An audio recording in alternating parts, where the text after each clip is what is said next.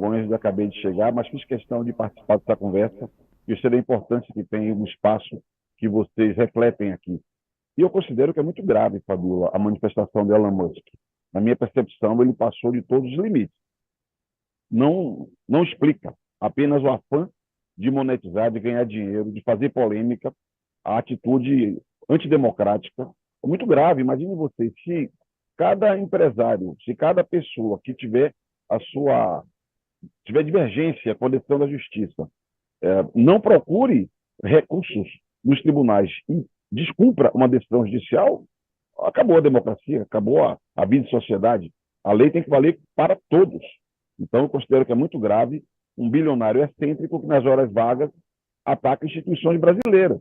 O Brasil é uma democracia. Aliás, no mundo moderno, no mundo contemporâneo, democracias constitucionais são as melhores experiências.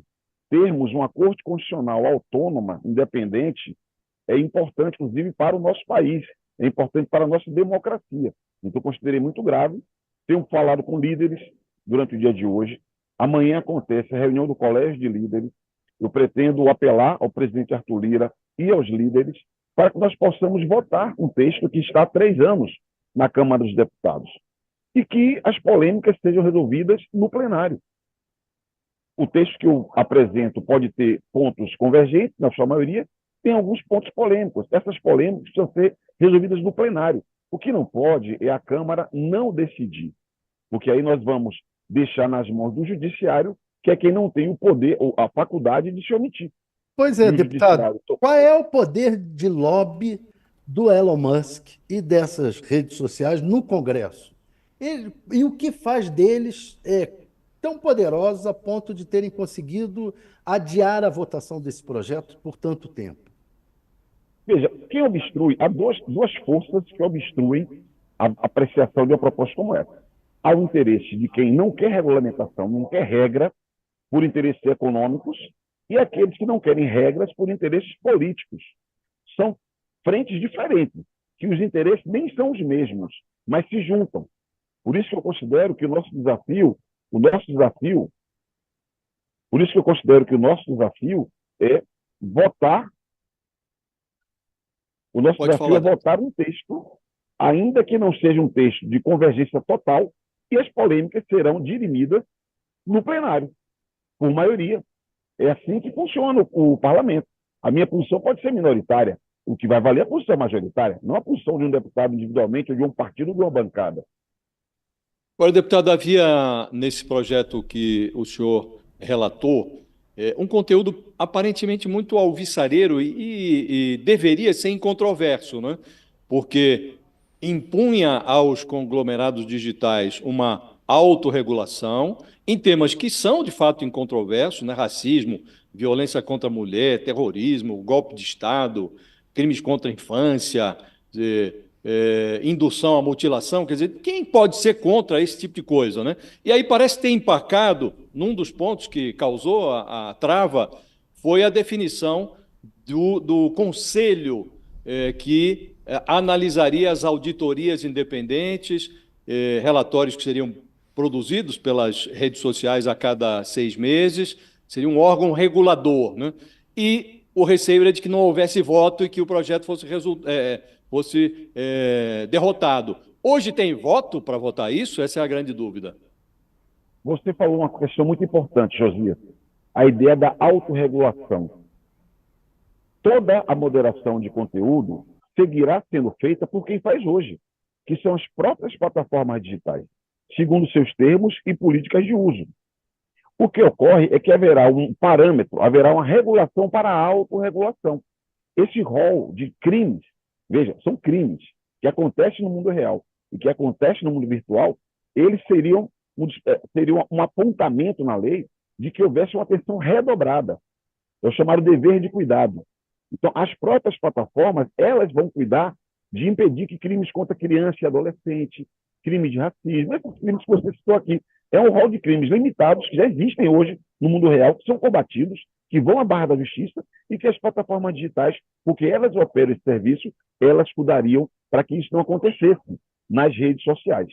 E esse órgão regulador que você se referiu, a ele caberia o quê? analisar relatórios de transparência, por exemplo. No mundo inteiro, na Europa, você tem um conjunto de obrigações de transparência, porque a sociedade tem o direito de saber como é a operação desses serviços digitais. Eu não falo aqui do segredo industrial, eu falo aqui de mecanismos para assegurar que não há nenhuma violação de direito fundamental. Esses relatórios têm que ser lidos por especialistas. Esse órgão tem que ser um órgão técnico, um órgão qualificado para fazer esse tipo de exame, avaliar se medidas para mitigar riscos sistêmicos foram adotadas ou são adotadas em tempo real. Então, é um caráter técnico que foi a ele atribuído a ser o Ministério da Verdade, como se um órgão do Estado pudesse avaliar conteúdo. Isso seria um absurdo, propor que o Estado avalie o que pode e o que não pode ser publicado. É evidente que isso é uma narrativa que foi feita para imputar ao projeto qualquer risco de cerceamento de liberdade, que não há, o que há, ao contrário, é medidas para garantir a liberdade do usuário, porque hoje o usuário não tem um meio para contestar a moderação de conteúdo. Nós estamos propondo que as plataformas fiquem obrigadas a ter um canal expresso para o usuário contestar. Permanece a dúvida, porque houve uma associação ali, o senhor fala, tem gente que por interesse econômico não quer regulação e por interesse político também não. Houve uma aliança das grandes corporações com o bolsonarismo e chegou-se a um impasse. Eu lhe pergunto de novo, tem voto para aprovar esse projeto hoje? O plenário é que tem que decidir. Porque, na minha impressão, Josias, o plenário tem que avaliar, formar sua maioria e decidir qual é o texto final que vai ser encaminhado. O que não pode é o parlamento ser omisso, porque a omissão do parlamento, o não posicionamento do parlamento, gera obrigações para outros poderes, como o Poder Judiciário, gera contestação ao Poder Judiciário e abre margem para se for para derrotar, que derrote. Se for para derrotar, que derrote. Aí a Câmara que assuma as suas responsabilidades. Todo mundo fala ser favorável a regular a plataforma judicial para mim, plataforma digital para mim.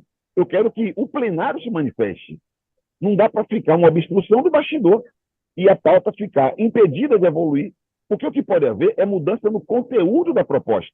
Pode ser o órgão tal ou o órgão tal, mas o plenário tem que decidir. Não pode não votar porque há divergência.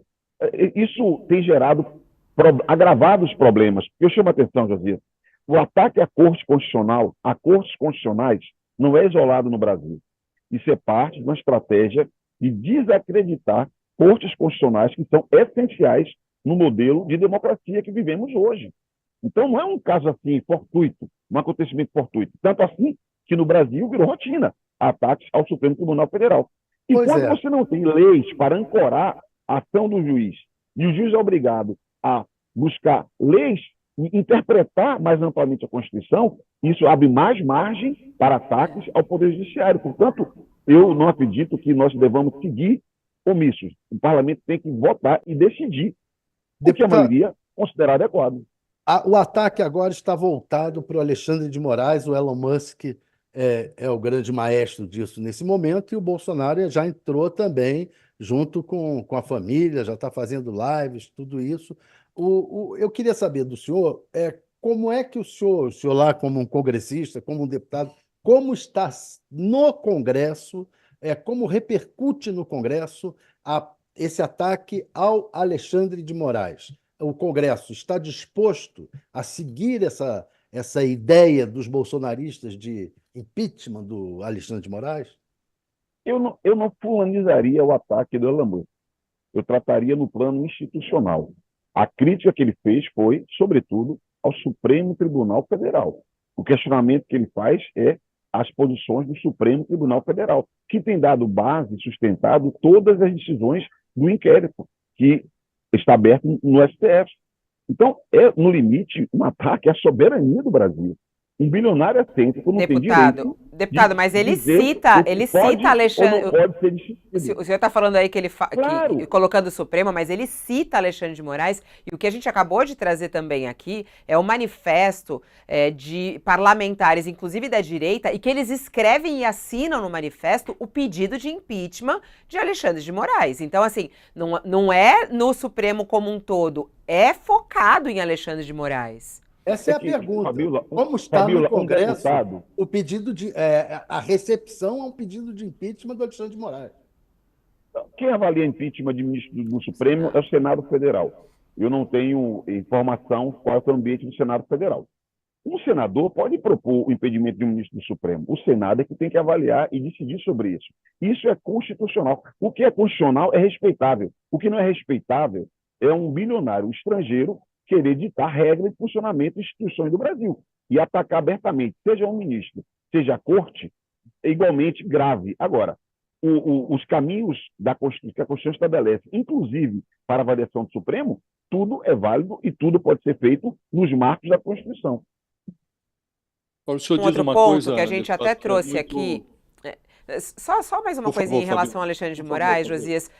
A gente mais cedo estava conversando com o nosso colunista aqui, o jurista Walter Mairovich, e ele falou da gravidade dessa fala de Elon Musk, né, e que ele deveria ser investigado, porque foi aberto aí o inquérito a pedido de Alexandre de Moraes. No entanto, o próprio Walter Mairovich, como juiz, ele critica a forma e o caminho disso. E isso abre brechas para que Alexandre de Moraes seja alvo de ataques, como está acontecendo, né? O senhor acha que Alexandre de Moraes abusa em algum momento das regras ali do jogo, viola as regras do jogo para tentar segurar a situação? Porque, nesse caso, o senhor acha que ele agiu bem ao pedir a abertura de um inquérito de Elon Musk, a ele reagir a Elon Musk da maneira como ele reagiu?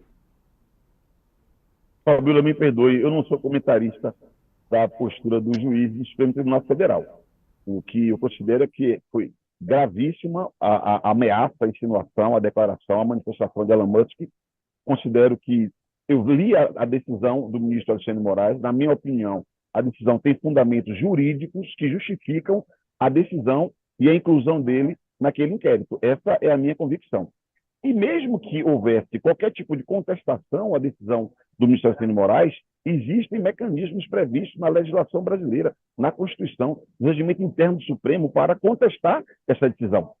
Não é ameaçando descumprir a lei do Brasil que você vai assegurar direitos. Então, é preciso termos um limite. Qual que é o limite? É o respeito à Constituição Federal, às instituições nacionais, por todos do Brasil e por todos que atuem no Brasil.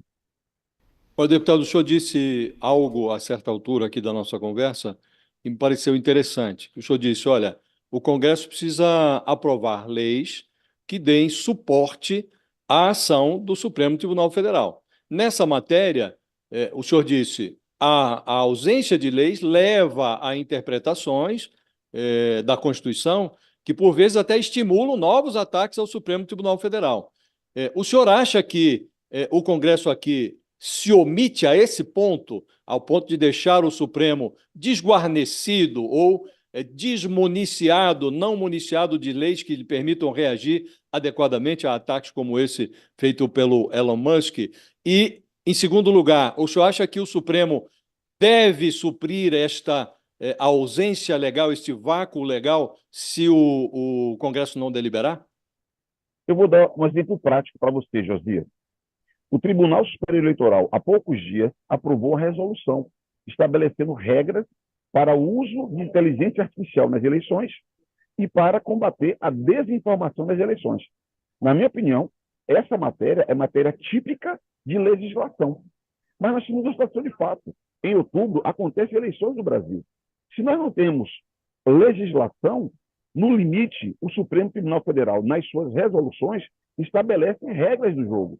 O que seria desejado? Que tivéssemos uma legislação debatida no Congresso, um debate aprofundado com a sociedade, e esse fosse o parâmetro. Agora, se não há uma intervenção do Legislativo, há um espaço vazio e o Judiciário, para atender determinadas demandas e necessidades, como, por exemplo, o processo eleitoral, ele aponta caminhos. De que maneira? Interpretando a Constituição, às vezes de modo largo, fazendo analogias de circunstâncias com outras leis. Então, o que eu acredito é que nós precisamos oferecer ao Poder Judiciário as regras para que eles possam aplicá-las a casos concretos. A interpretação da legislação e da Constituição é uma das competências que tem o Supremo Tribunal Federal, sobretudo da Constituição. Eu acredito que ele o faça, mas acredito que, por vezes, a sensação que nós temos de que o Judiciário, inclusive o Supremo, anda algumas casas a mais, alguns falam até de avançar em competências de outros poderes, como o Poder Legislativo, é muito em função da omissão que existe por parte do Poder Legislativo. Eu, quando falo bastante sobre definir essas regras, deputado, é muito interessante porque as pessoas começam a comentar aqui e ficam muito receosos, né, se essas regras elas vão permitir a liberdade de expressão no Brasil. Né? Porque, como o senhor falou, é importante ter essas regras que venham do legislativo para não ter esse questionamento e essa ação do judiciário. Né? Essas regras que o legislativo está se debruçando, elas vão permitir a liberdade de expressão no Brasil? Queria ouvir isso do senhor. Qualquer lei que restringisse liberdade de expressão seria uma lei inconstitucional. A liberdade de expressão é um direito fundamental estabelecido na Constituição do Brasil. Na verdade, não ter regras é que gera certos riscos à liberdade de expressão. Porque a liberdade de expressão, Fabíola, inclusive, é o direito de falar e o direito de ser ouvido. Hoje, ninguém sabe como é a operação dos algoritmos das redes sociais. O que eu sei é que são encapsulados os debates. As chamadas bolhas restringem a livre circulação de ideias, restringem o pluralismo que é estabelecido na Constituição Federal do Brasil como um dos fundamentos do Estado Democrático de Direito. Então, no texto, esse sempre foi o desafio, no texto que nós debatemos aqui, não há nenhum risco à liberdade de expressão. Ao contrário, cria-se um devido processo para que cada usuário, ele próprio, conteste a moderação de conteúdo feita por plataformas. Hoje elas fazem e eu não tenho a quem recorrer. Eu já sofri moderação várias vezes sem ter a quem recorrer. A lei prevê o direito do usuário, ele próprio, sem tutela de ninguém, ter o direito a recorrer quando houver moderação de conteúdo. Então, ele fortalece a liberdade de expressão. Esse é o que está escrito lá. Agora, existe uma narrativa de que tem risco à liberdade de expressão por quem quer que não tenha nenhuma regra para manter o jogo como acontece hoje. Gente que se beneficia de desinformação, de discurso de ódio, politicamente, inclusive, e economicamente, quer manter tudo como está hoje, porque está achando que está indo bem, está ganhando por esse ambiente que gera uma série de danos para a sociedade brasileira.